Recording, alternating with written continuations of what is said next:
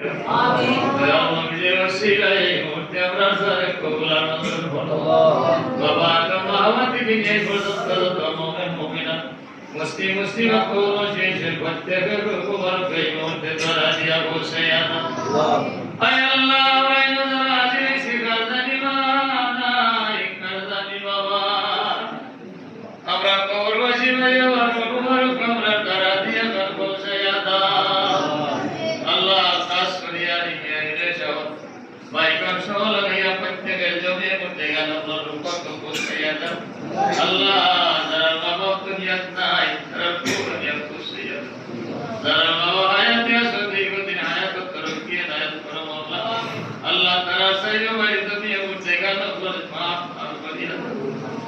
আয় আল্লাহ এই পবিত্র মাহফিলের ওসিলায়